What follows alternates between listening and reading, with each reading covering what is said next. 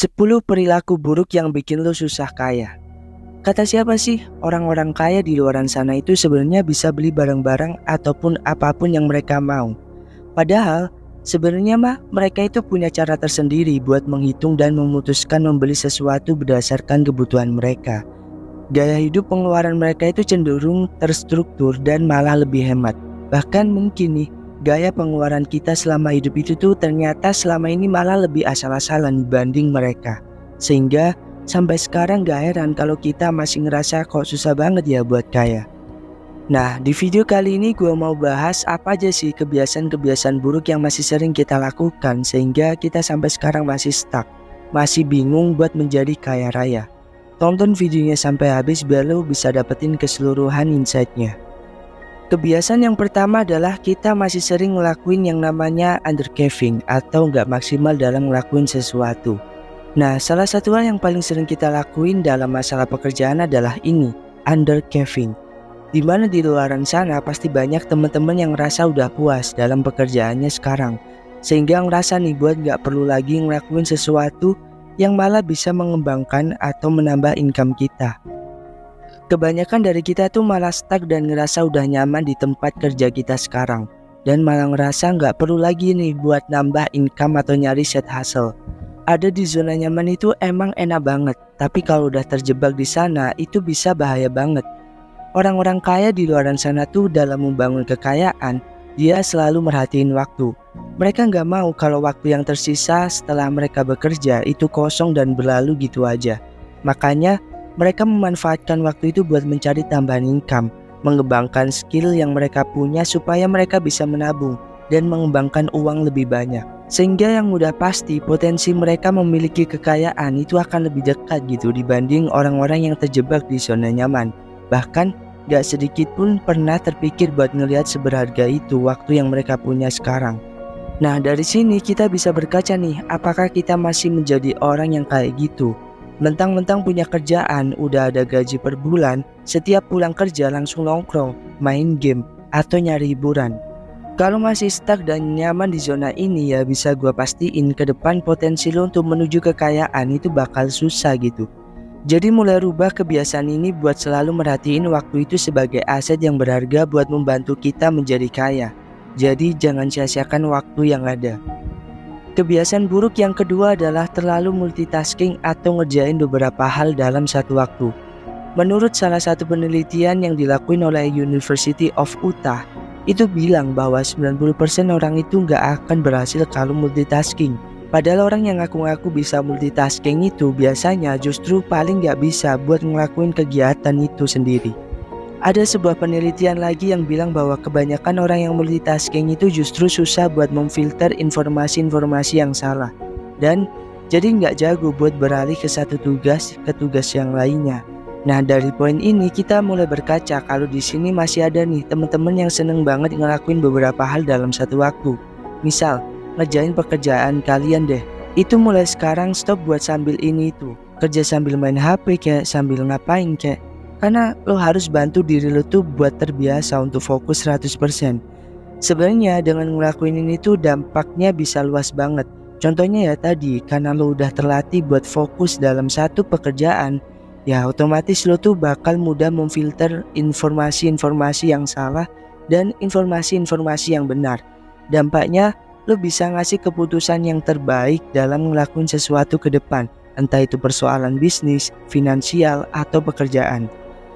Kebiasaan buruk yang ketiga adalah scrolling medsos waktu kerja. Balik lagi nih ke yang tadi, mau kerjaan lo apa aja, entah itu kerja di korporat atau ngerjain bisnis lo, scroll medsos itu salah satu hal yang kadang jadi distraksi paling gak berasa buat lo. Karena emang sih sosmed itu didesain buat nampilin video, foto, link, dan masih banyak lagi yang bikin lo betah lama-lama di sana. Nah, berhubung kita udah bahas di poin kedua tadi tentang kita tuh nggak bisa gitu multitasking kayak gitu. Seharusnya nih, ketika lo ngerjain sesuatu, lo tuh harus bener-bener bisa fokus sama yang lagi lo kerjakan sekarang.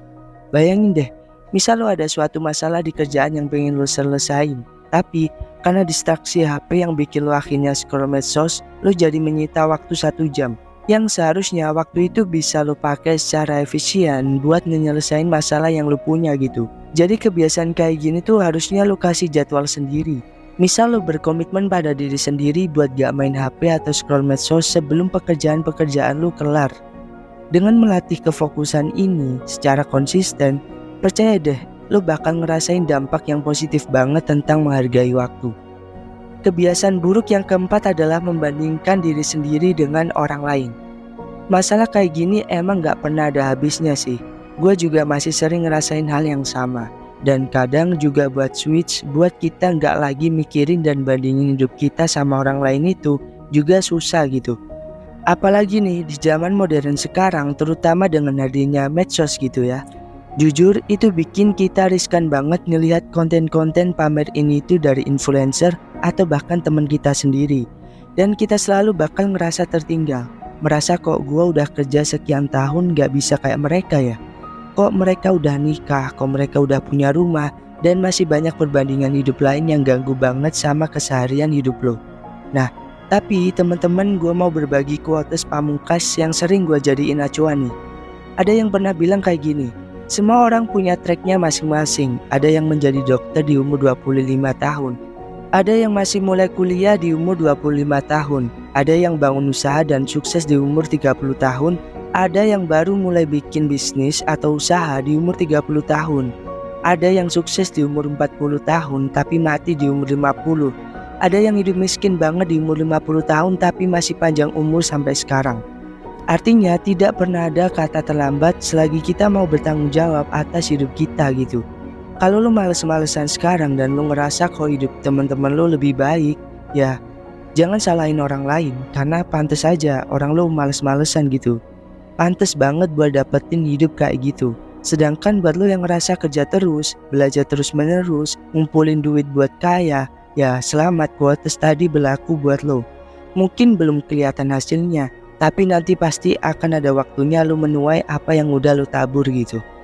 Kebiasaan buruk yang kelima adalah menghabiskan waktu dan energi buat ngeladenin toxic people. Ngomongin ini tuh pasti diantara kita banyak banget dan ada aja ketemu orang-orang yang toksik. Yang ngomongannya gak bisa dikontrol, jelek mulu pokoknya.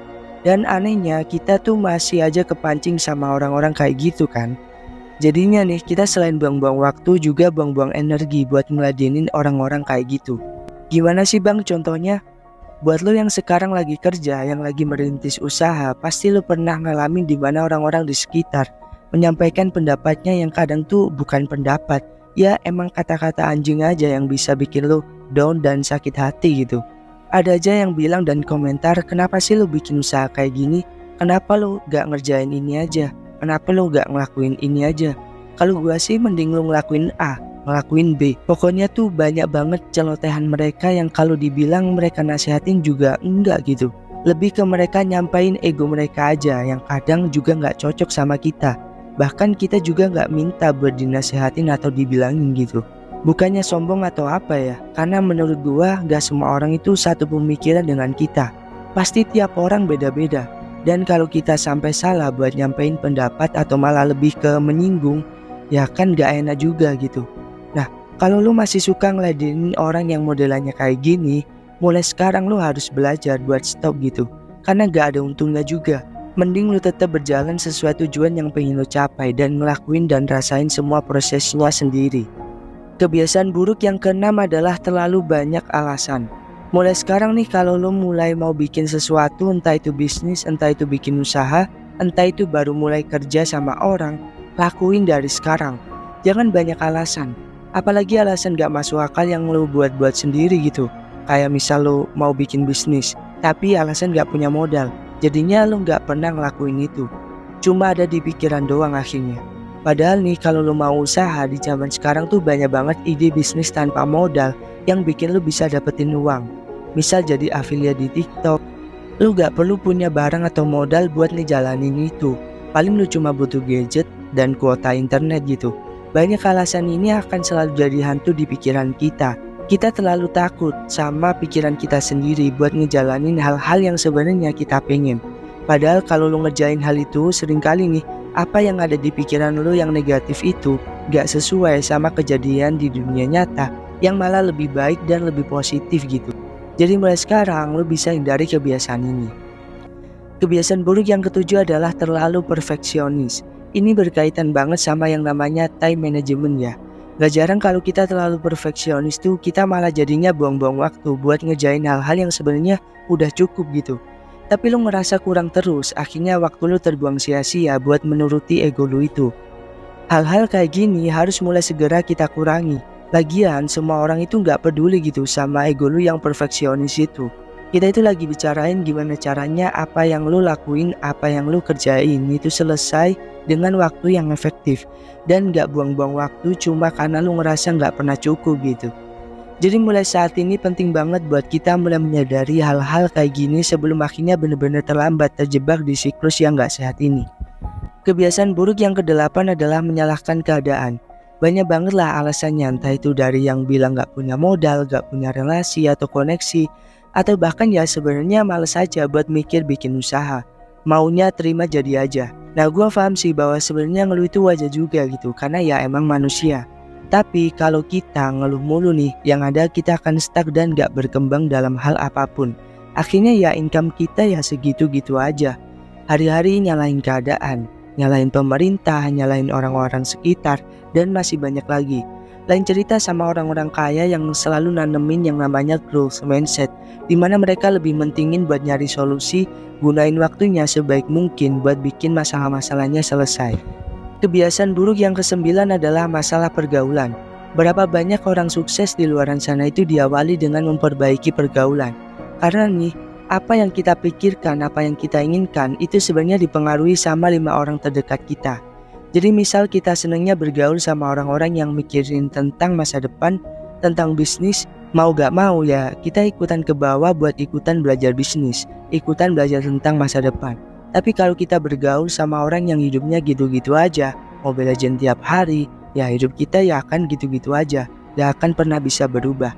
Dan kita malah bisa terjebak dengan pola hidup yang menyia-nyiakan waktu.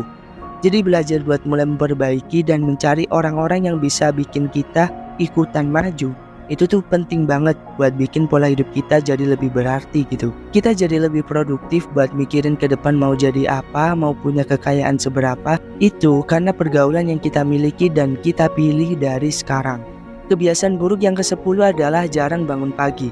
Coba deh lo inget-inget lagi jam berapa lo bangun tidur. Kalau masih sering bangun kesiangan dan bangun tidur gak tahu mau ngapain, wah senganggur-nganggurnya kita nih kalau emang belum ada pekerjaan, ada baiknya buat kita tetap utuh jadi manusia. Sebaiknya kita tetap jadi morning person yang tahu kegiatannya setelah itu mau ngapain. Mungkin teman-teman di sini ada yang pagi-pagi olahraga, bersih-bersih rumah, terus mandi, belajar skill baru dan lain-lainnya yang bermanfaat buat kita. Nah, itu tadi adalah 10 kebiasaan buruk yang bikin lu susah kaya. Itu dulu pembahasan di video kali ini. Kalau lo suka sama channel Uang Krabs ini, jangan lupa subscribe, like, share, dan komen, dan dukung terus channel ini karena kita akan mengupayakan untuk upload setiap hari buat bagiin tips buat kalian. Sekian, gua Jody, sampai ketemu di video selanjutnya. See you.